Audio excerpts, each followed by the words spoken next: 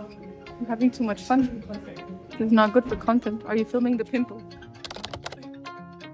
Hey guys, welcome to episode 3 of the different climbing gyms that Stockholm has to offer. And today we are headed to Gasverket. I've been absent for a little bit over a month now, and that's because I've been sick and have been putting all of my focus into recovering. And yeah, here I am now. And during that time, I got to thinking about the different things that I wanted for the channel, and I got to drawing some things and came up with some designs for a hoodie and for a shirt. The hoodie I'm wearing today, for example. And yeah, the idea for today is check out the gym, see the different climbs that the gym has to offer, hopefully talk with the head route setter. And yeah, it's a special episode because the gym is in an interesting location. So I'm excited to take you guys with me. Let's go.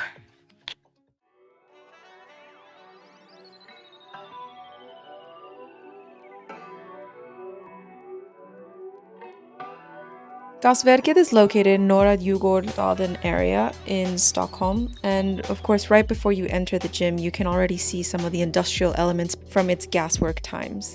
First thing you'll bump into as you enter is the cafe, which is filled with charm, with a little bit of a mix of old and new. Before we hop into the rest of the video where I show you the gym, different kinds of climbs, I thought I'd show you guys that around the gym you will find this kind of poster where you can see the different grades and also the different colors and what everything means. Going in through the main doors on the main floor, you will find a long corridor where to the left you'll find the first bouldering wall. Here there's a slab section and a steeper overhang with climbs for all grades. While trying out the slab wall, I did realize that the green tags are a great way to dip your feet in the water, or as I call it, the slab water, because it's a style that can be quite intimidating, or at least it is for me. But Gas does a super good job at introducing it when you're starting out. On this particular climb, for example, although the holds for your hands are really good, you need to shift your body position a little bit and also step on a box, which can be scary. If we take a quick peek at the overhang side, I tried out a nice blue tag and also a black tape, and you can for sure feel the progression step here. And of course, I didn't read the route elegantly, which led me to messing up my feet and my hands, like you can see in the video. But as I have mentioned in the past, when it comes to overhang, you will feel your body a little bit more. You will feel it on your joints a little bit more. So I do really recommend that you really read the beta and the route before jumping on, as completing overhand climbs does take a little bit more power and energy from you. To the right of the corridor, there is another long wall also housing a mix of slab, top out, and slight overhang. And this wall definitely caught my eye because of its more top out style climbing, and I'm saying this in quotations. For those who are new here and new to climbing, a top-out climb is more similar to the outdoors, where you have to reach a bit over the wall to finish a climb. Of course, in the outdoors, you need to finish by putting your whole body over the rock, but this is a good introduction to it, and it's quite unique because I think I have not yet seen this in another gym in Stockholm. Other than that, what I can say about this wall is that it isn't without its challenges, and you'll start noticing that as you start progressing from green to blue and blue to red and red to black and so on and so forth, it definitely becomes challenging, given that you have to read beta a little bit more and test stuff out. But I would definitely say that it is a really fun one to try at all different grades. If you look above the wall where we are at right now, you'll see some training implements peeking out, and this is the area where you warm up and work out. Here you can find everything that you need to get ready for your session, and you'll also see some older machines that I have never seen before, like one that, for example, helps you strengthen your shoulders, which I usually do with a dumbbell. Heading one floor down, we encounter yet another bouldering wall, and that seems to be a little bit lower than the other walls that we've been at. But there is also a great array of boulders in different grades. I think something that I find amazing about this gym is the different dimensions that they're able to bring to life into climbing, and this wall is no exception to that. There are some new school climbs that were super cool, but I also found particularly challenging. And yes, if you were thinking about it, I am still dreaming of that giant blob that I could not send. I think one of the coolest things also about Gasverket is that it has insanely high ceilings, so that allows for a section where there is rope climbing, both top rope, auto belay, and lead climbing.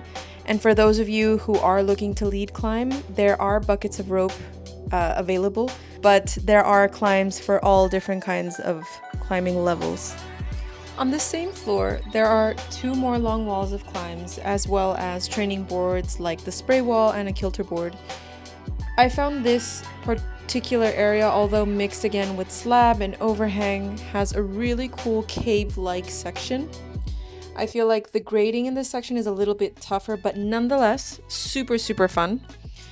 Like, for example, this blue tag that I'm on right now, I have to say that it required a little bit more reading and a little bit more power to complete. And of course, I'm not sure whether that's the right beta to start with, but by the end of it, I was super, super tired, had no chalk in my hands after sending this one, and if I have to be completely honest, I was not able to complete this one on the first go.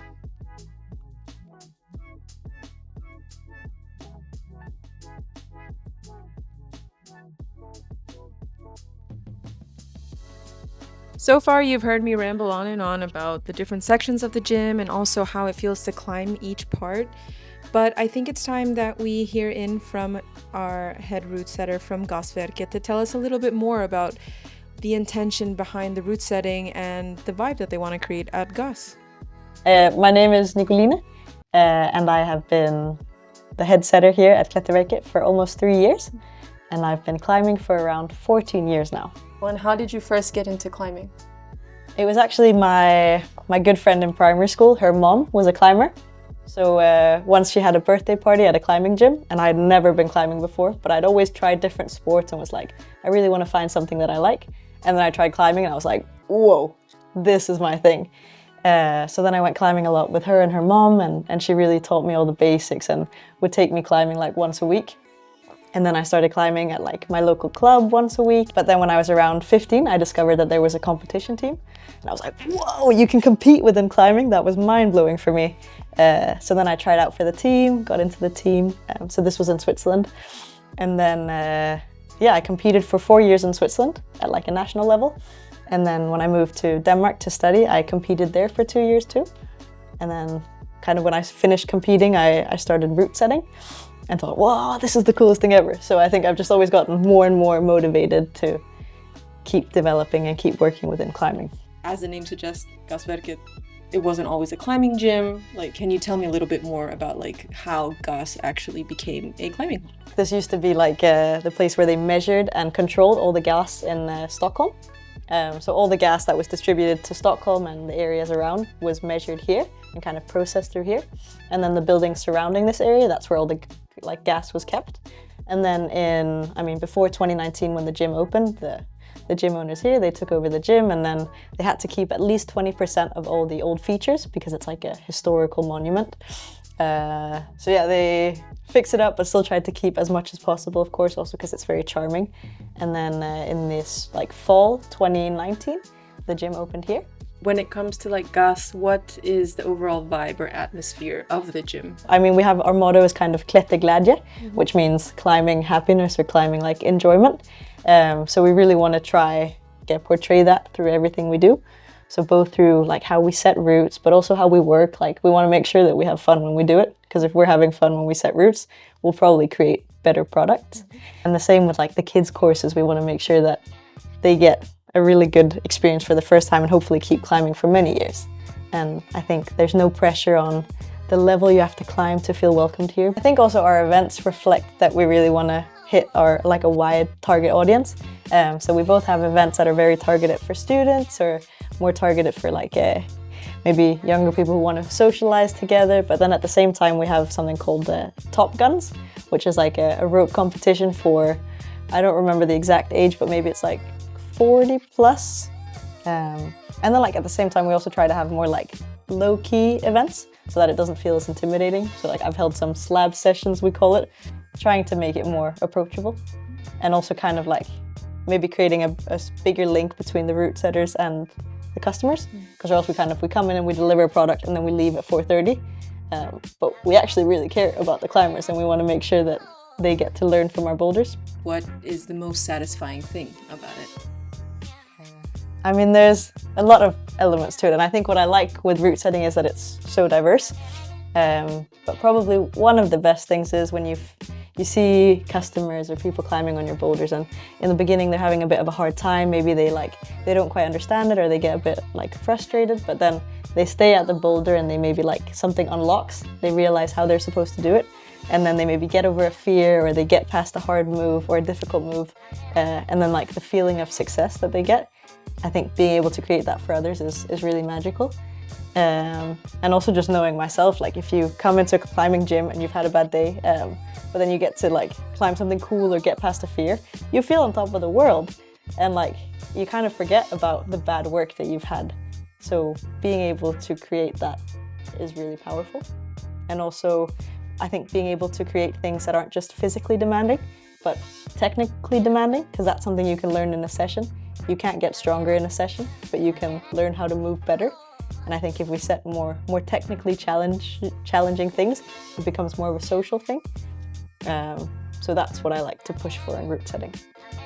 If you did have an unlimited budget, what wild feature innovation would you want to integrate into the gym? Maybe not super wild, but I love slabs. So I would want just a whole a really, really long slab with different angles, just having a slab spray wall, basically. That would be my dream. But at the same time also have kind of a route setting atelier. So basically an area where route setters can go, and if they want to set a boulder a day, they can set that.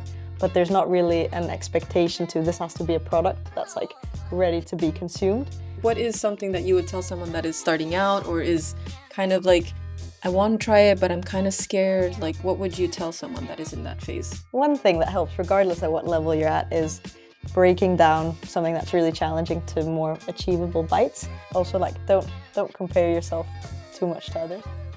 Climbing is about what you can do with your body on the wall. Yeah, surround yourself by people who make it fun and playful, because you get good at climbing when you're having fun. Hey guys, thanks for watching this video, and yeah, I really do resonate with a lot of the things that Nicolina said throughout the video. I do really think that Gasverket is a very beginner-friendly gym, and I think one of the most important things to take into consideration is to have fun. And I know it can be frustrating, but that's part of the climbing journey. So surround yourself with people that also want to have fun. And yeah. If you like this video, follow, and subscribe. I love doing these things for you guys, and I really want to be more consistent moving forward. So yeah, I'll see you guys in the next one. Bye.